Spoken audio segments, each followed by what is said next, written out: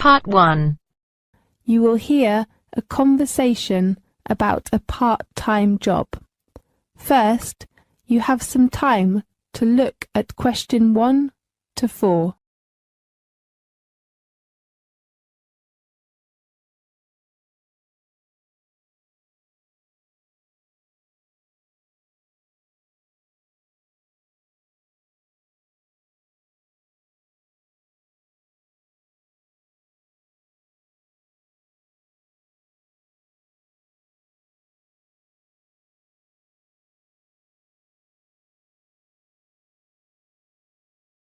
Listen carefully and answer questions 1 to 4. Good afternoon. May I come in? Yes, come in, please. Well, is this the job centre for students? Yes, how can I help you? I'm looking for a part-time job in the campus. Do you have anything available at the moment? Yes, of course. Before checking the job position, let's get some personal information from you first, okay? Yes.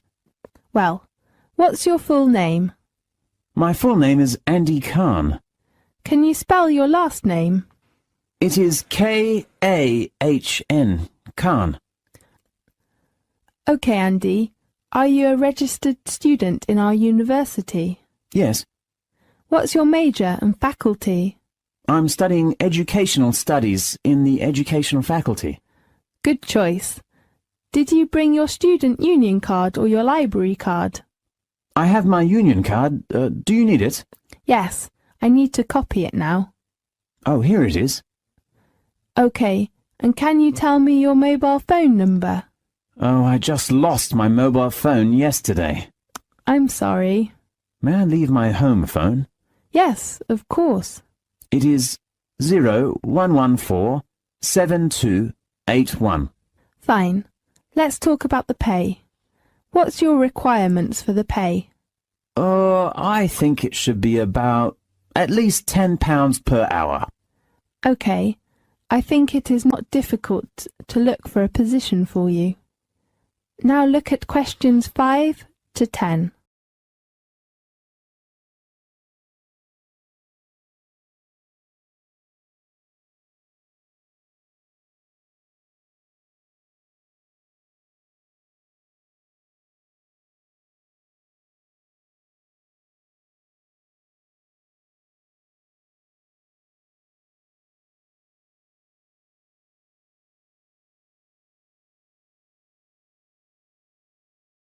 Now listen carefully and answer questions 5 to 10.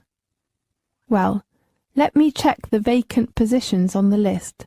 Here, a position in the computer lab is available now. In the computer lab? Yes. What's the position? A cleaner.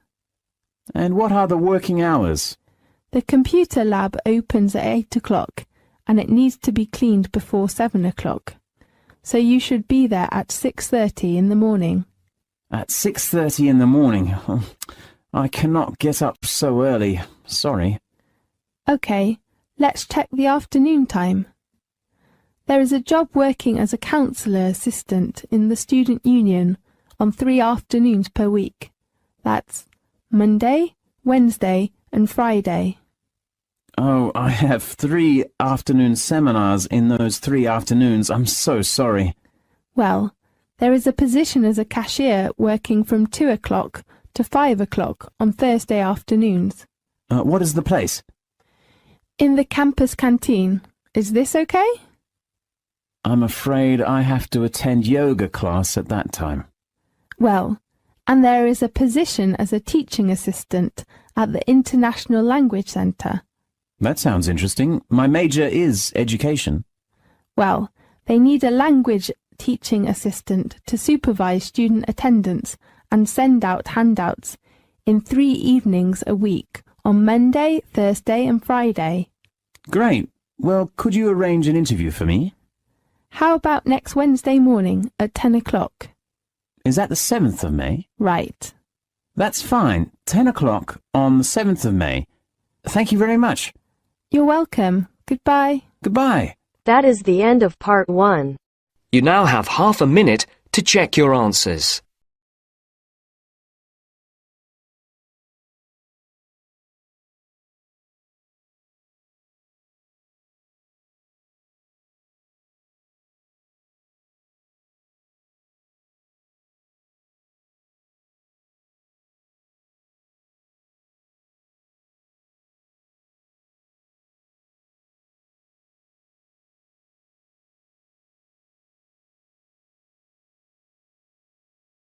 Now turns to part 2.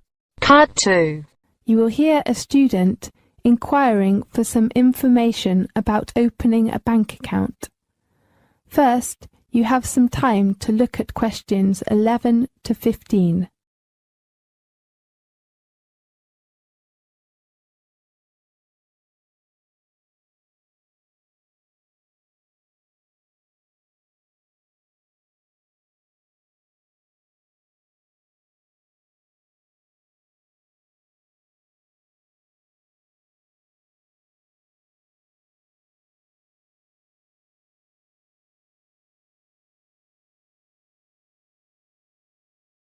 Now listen carefully and answer questions 11 to 15. Good morning. What can I do for you? Good morning. I'd like to open an account. Could you give me some suggestions? Well, let's fill in the application form first. Okay. What's your full name? My name is Jenny Chen. Is your last name spelt C-H-E-N? That's right. Fine, Jenny. Are you a student or do you have a job now? I should graduate this year, but I took off last year, so I'm still a university student now. Fine. And your birthday? I was born on the 6th of July of 1987. And your current address? I will move into a new house, so... Just tell me your new address. It's on 25 Woodside Avenue. Woodside. One word? Yes. Do you know the postcode? Let me think. It is A83D6.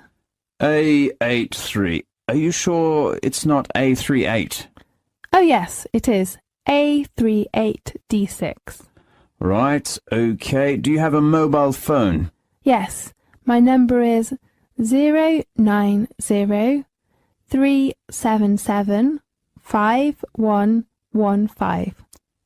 The last one is your email. My email is skylight1987@msn.com. Right.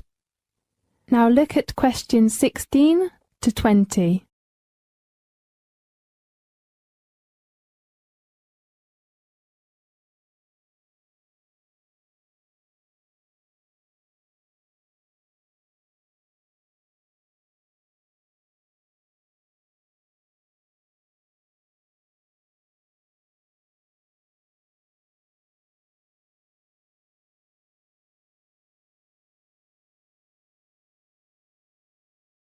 Now listen carefully and answer questions 16 to 20.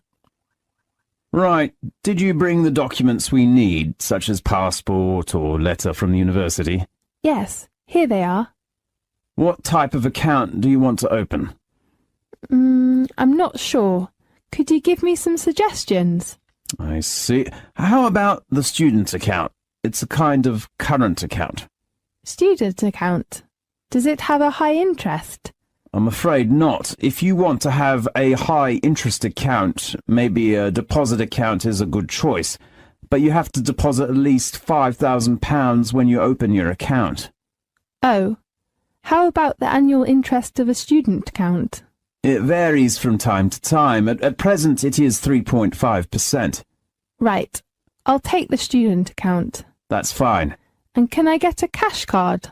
Certainly, I will supply you with a cash card. Great. May I apply for an overdraft? I'm afraid you cannot. The cash card doesn't have a service of overdraft. Yes, I see. How much money do you want to deposit now? I have £600 in cash and £1,600 in travellers' cheques. So the total is £2,200. Right. Fine, please sign your name here where I've marked an X. OK, thank you. And this is your receipt. Thanks. Can you tell me the opening times of the bank? The bank opens from 9 a.m. to 3 p.m. on Monday to Saturday. And it's closed on Sunday? Oh no, on Sunday the bank often closes at 3 p.m. The last thing is the statement. How often do you want to receive your statement? Once a month. Okay, monthly. How about the other things? Anything else you want to know? No, thanks for your help. Goodbye. Bye-bye. That is the end of part 2. You now have half a minute to check your answers.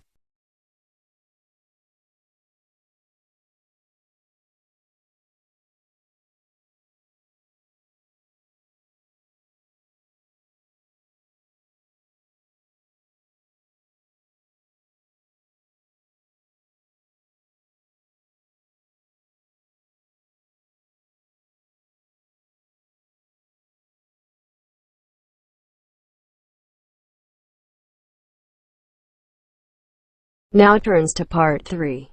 Part 3.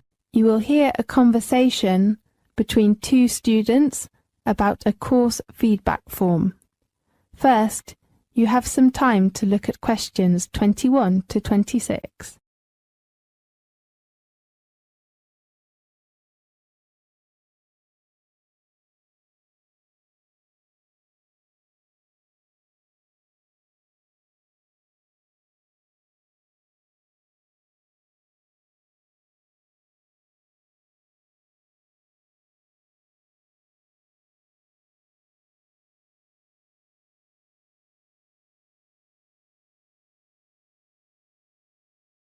Now listen to the tape and answer the questions 21 to 26. Hi, Anna. What are you doing? I'm filling in a feedback form. What form? The student feedback form for our course. Oh, I really forgot that. What's the date for handing that in? Tomorrow morning.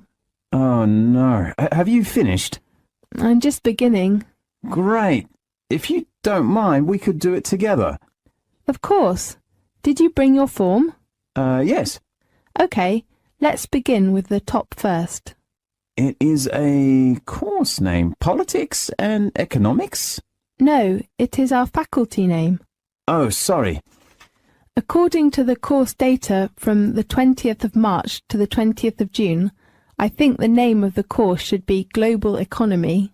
Are you sure that it is economy, not economics? Definitely. All right. The next item is the name of our subject advisor. Professor Robert Hanson. Right. Yeah, I like him very much. Me too. He's very handsome. Yeah, just like me. Yeah, nice and humorous. Yes, let's see the first point on the evaluation form, handouts and equipment. What's your opinion? I think the handouts are very good. I mean, they are clear and sent out on time. Yes, I agree, but do you think the words of handouts, well, maybe too many words? What do you mean? I mean, I have to spend so much time reading them, just like reading a book. Right, let's put that down. How about teaching equipment? I do really love the new multimedia. It's perfect. Yes, I agree, but the printer... It is really bad. Too old, and sometimes it doesn't work. Should we suggest a new printer instead of the old one? Why not? Let's turn to the second item. It is course structure. I do really like Robert's balanced design of the course. Yes, I agree. He organised it very well. Do you remember he sent out the course outline on the first class? Yes, it is very clear. I think it is a very good beginning and it is very important for the class. Right. I gained confidence from him after the first class. What about suggestions with course structure? Maybe... What? Don't you think we have too much research work in the first module? Research work? Yes, we only had one research in the second module. You are right. Let me put that down. Now look at questions 27 to 30.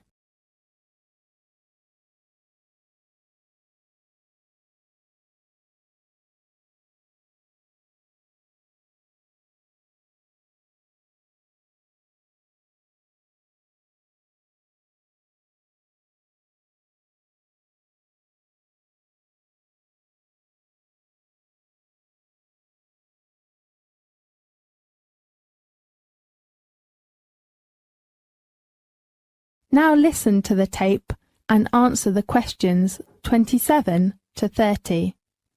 The next one is practical training. Well, I think it's a good chance for our future job, right? Yes, I agree. I learn more knowledge from that than from other lectures. Right. What about suggestions for improvement? I think the department should supply more different places for us instead of just one. Yes, let's go on the next one.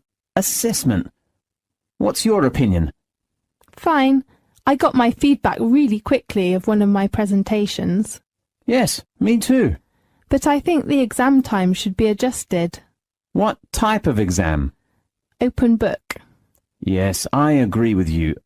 Only 30 minutes is not enough. Yes. Anything else? What did you think about the essay? Too many. Right, there are 3 essays in one module. Yes. On other comments. What shall we write? Jack, what do you think about the teaching? Well, I like Robert's teaching method. It is very flexible. Yes, me too. And I think we should advise Robert to help us to improve our writing skills. Right, that's all. Yes, that's all. That is the end of part 3. You now have half a minute to check your answers.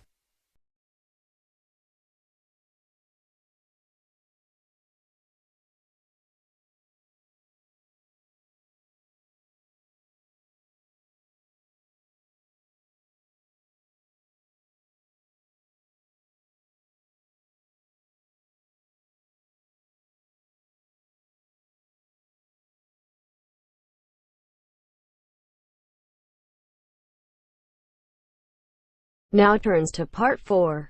Part 4. In this section, you will hear a lecture about sports in Britain. First, you have some time to look at questions 31 to 40.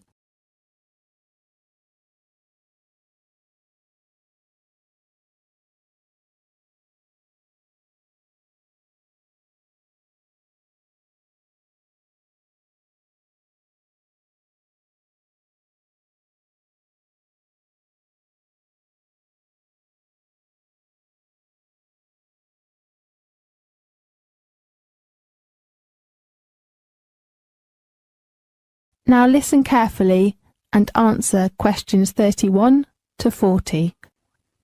Having a drink at the local pub, going for a walk in the country, or watching sports on the television. These are all the main ways in which many British people like to relax on weekends or holidays. Such activities tell us about how modern British people like to spend their leisure time. But if you look more closely, we can see that these activities are not just recent inventions, but are deeply rooted in the British culture over many centuries. Today we will talk about some sports which we see played throughout the world and were born in Britain. Let's begin with football. As we all know, Britain is the place of origin of modern football. The idea of sports having seasons, like the football season, also comes from the natural rhythms of an agricultural society, where the timing of harvests and the general weather affected how people spent their time. Football is played in early spring, when the weather is wet and not too cold.